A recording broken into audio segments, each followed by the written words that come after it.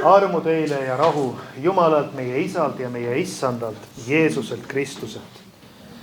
Jutluse tekstiks loen täna evangeeliumi teksti, nagu kiriku kalendris on antud. See on Luuka evangeeliumi 7. peatükk, loen salmid 11 kuni 16.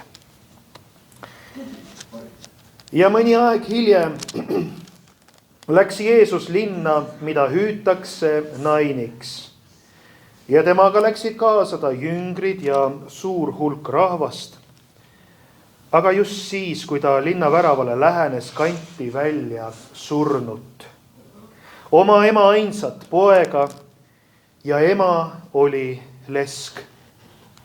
Ja üsna suur hulk linnarahvast saatis teda. Ja kui issand nägi ema, hakkas tal temast hale ja ta ütles, ära nuta enam.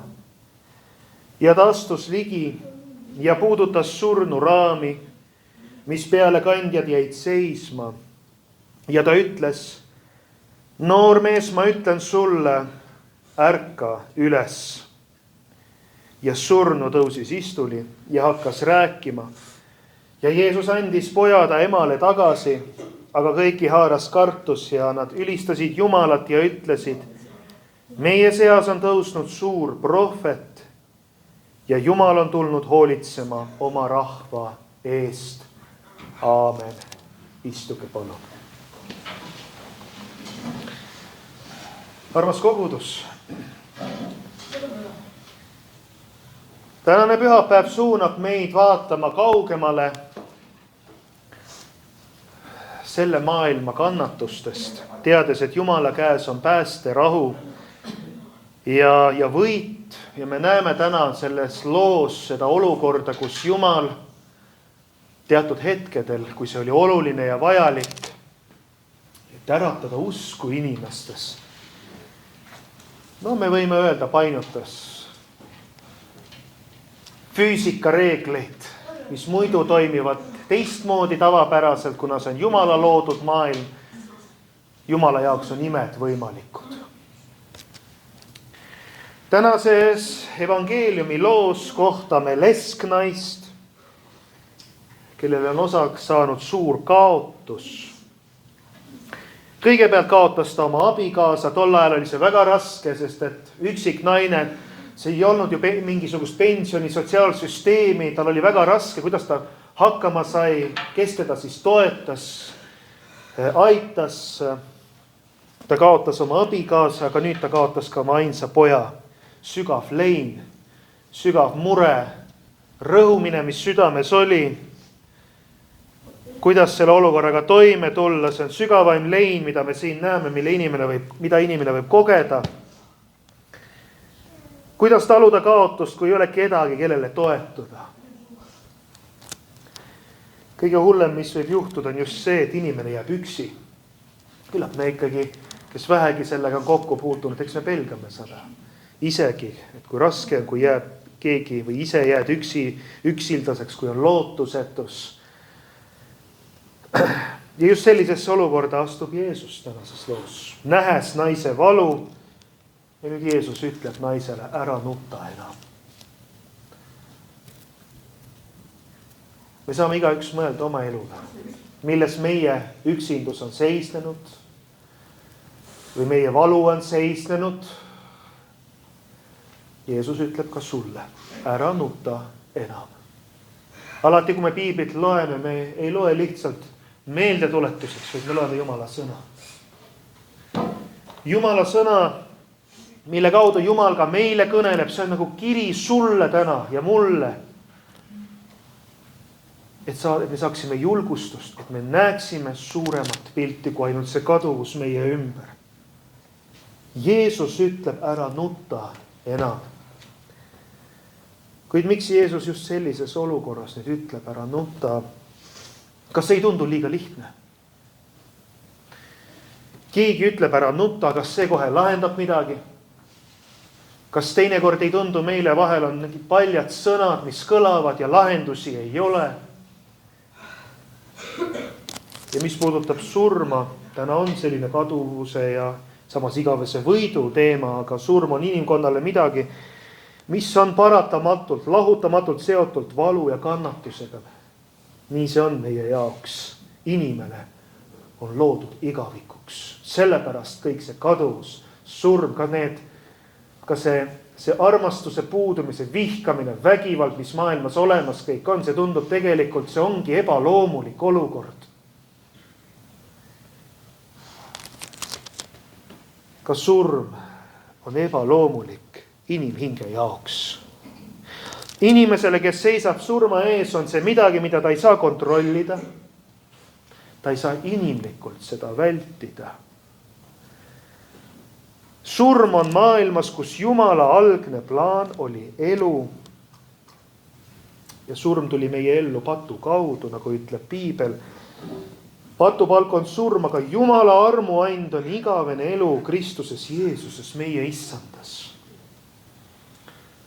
Ma ei tea, miks teinekord kõlavad kommentaarid sellele kirja kohale, kui jälle öeldakse, et surm on patupalk ja siis see kuidagi tabab inimesi, näed, kuidagi jälle valusalt öeldakse ja see on tõsine kirjakoht, see puudutab meie südant, aga millegipärast jäetakse tähelepanu pööramata teisele poolele, mis siin selles kirjakohas on. Ja teine pool kohe pärast kooma on, aga Jumala armuand on igavene elu Kristuses Jeesuses, meie issandas.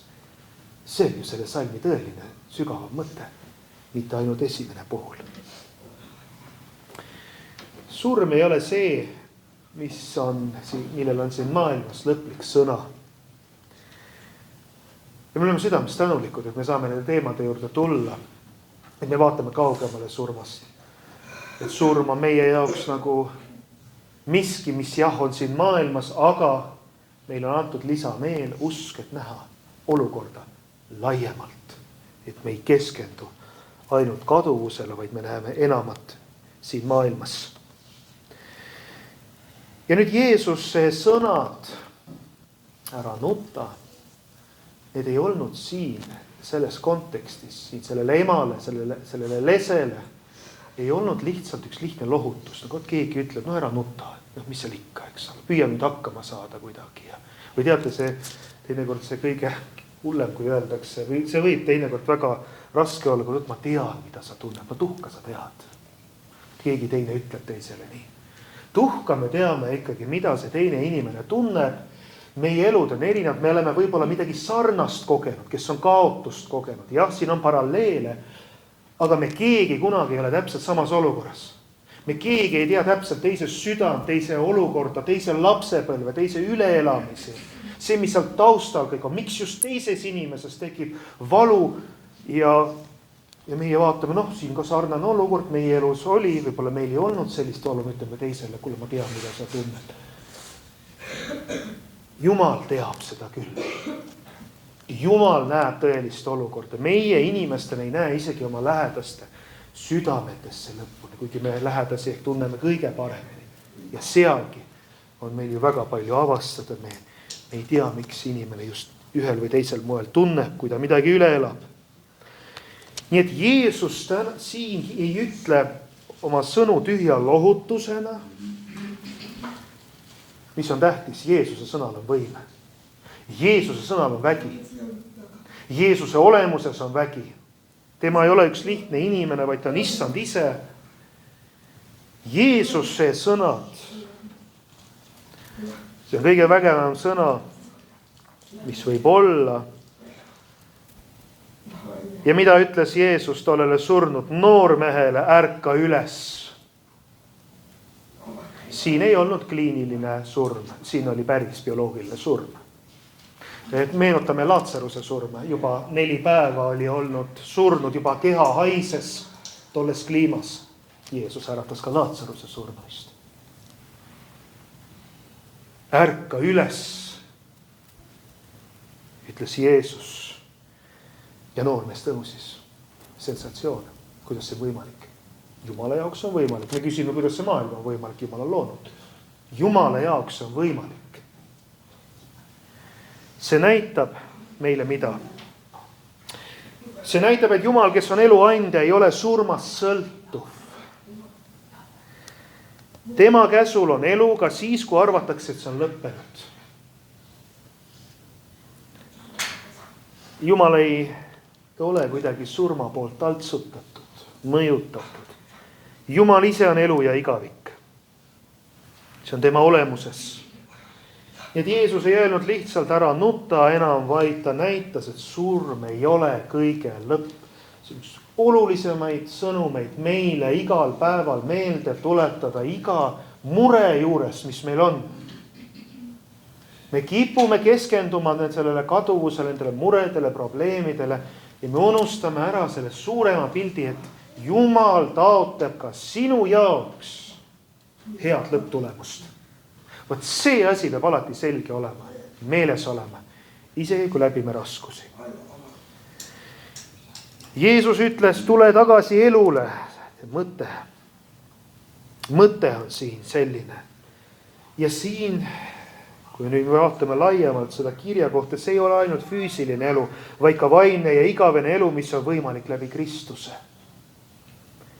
Jeesus kui eluallikas ei piira ennast vaid füüsilise elu taastamisega, vaid ta äratab inimesi ka vaimselt ellu. Kui inimesed saavad usklikuks, nad ärkavad vaimselt ellu. Ja me ei räägi siin ainult, kes on ristitud ja leeris käivad. Mida ütleb Jumala sõna? Kes usub ja on ristitud, saab päästetud. Olgu see usk siis elav, mitte ainult mõjutatud selle maailma poolt ja maailma mõttekäikude poolt, vaid eelkõige Jumala sõna poolt ja püha vaimu juhtimise läbi.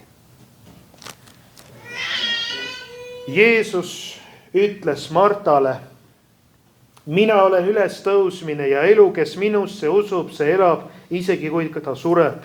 Johannese evangeeliumi 10. peatükk 25. salm.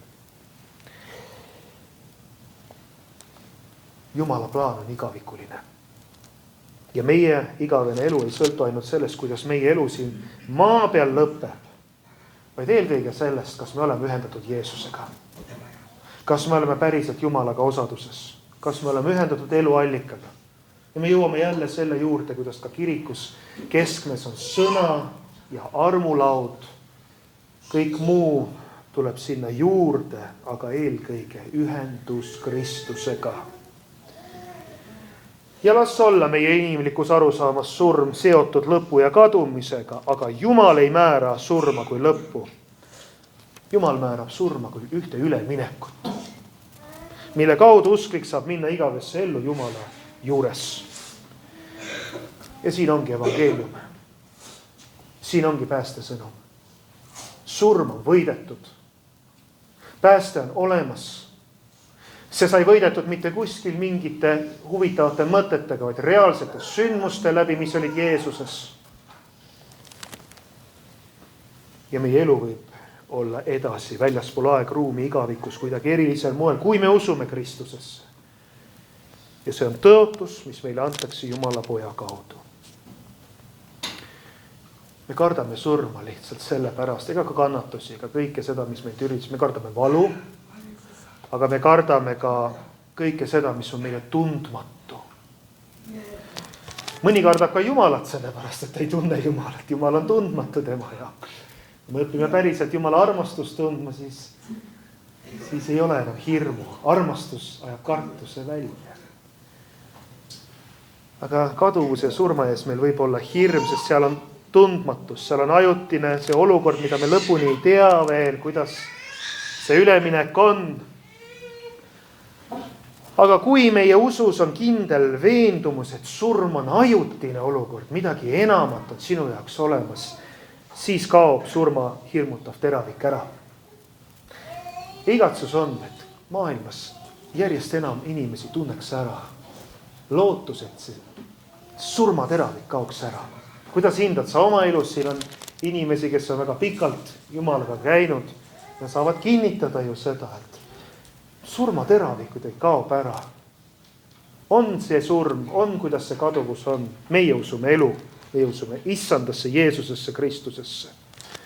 Kristus, kes on üles tõusnud surnuist, ütleb ka meile täna samas igal päeval, ärka üles. Aga veel kord, mitte ainult siis, kui keha sureb, kui toimub see ülestõusmine, vaid meid kutsutakse usuliselt ärkama usule. kes usub ja ristitud, see päästetakse. Nii et tänane lugu on nii igavesest elust füüsilises tähenduses, aga ka igavesest elust vaimses tähenduses. Et me keegi ei oleks vaimselt surnud, vaid elus, kui elame siin maa peal ja oleksime elavas suhtes Jumalaga.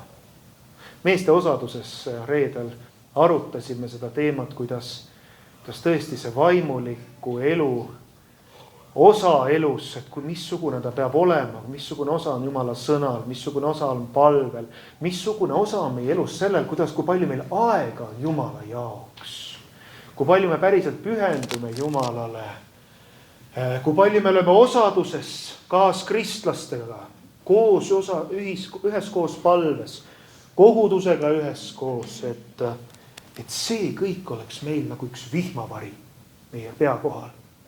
Mitte nagu üks sektor, et siis tuleb ka füüsiline tervis ja emotsionaalne heaolu ja sotsiaalne elu ja kõik need muud olulised elu aspektid, mis tulevad, eks ole, meie tööelu, eks ole, perekond, kõik need asjad. Vaimulik elu ei ole üks sektor, ta nagu vihmavari kõige muu üle. Otsige esmalt Jumala riiki, tema õigust, kõike muud antakse teile pealegi, ütleb Jeesus. Et Jeesus kutsub meid selliselt usuliselt ärkama ja keskenduma esmalt olulisele, kõik muu antakse pealegi. Ja see nüüd tähendab siis ärkamist meie hinge jaoks, ärkamist elavale Jumalale. Et see on see tõeline elu. Osadus Jumalaga, mida Jeesus tahab meile anda, selle eest oleme temale tänulikud, seda palume igal päeval, et seda äratundmist meil oleks. Et nii võiksime üheskoos issandaga igal päeval edasi minna. Aamen. Laulame laulus 113, 3.